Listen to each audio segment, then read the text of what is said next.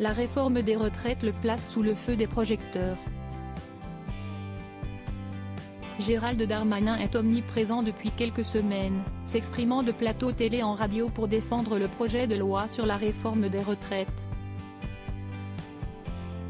Si le ministre de l'Intérieur agace, ce n'est pourtant pas pour ses multiples interventions, mais pour cette référence insistante à sa mère, femme de ménage, qu'il prend pour exemple lorsqu'il est invectivé.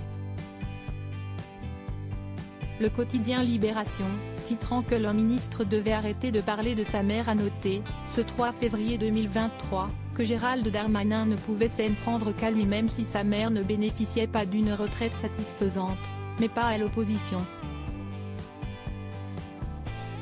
Selon le journal, si est dans son propre camp, en 2010, sous Nicolas Sarkozy qu'une première réforme avait fait passer de 65 à 67 ans l'âge du taux plein, plaçant ainsi la mère de Gérald Darmanin dans l'obligation de travailler 2 ans de plus pour partir sans décote.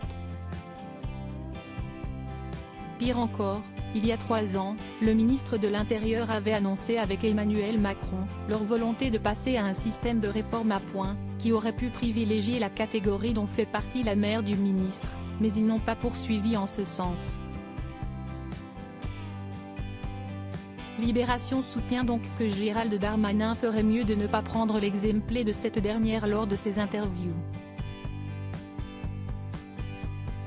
Un drame familial à l'origine de la vocation de Gérald Darmanin. Gérald Darmanin a eu l'occasion de revenir sur la tragédie qui a frappé sa famille, alors qu'il était très jeune.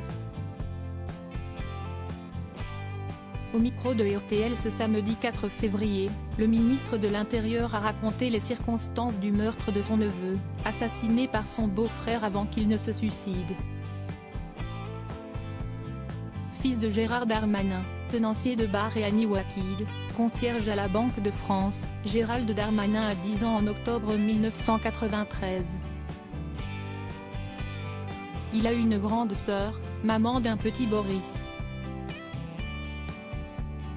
Un soir, lorsque celui-ci ne rentre pas à la maison, comme prévu, la mère est certaine que son fils se trouve encore chez son père, dont elle est séparée.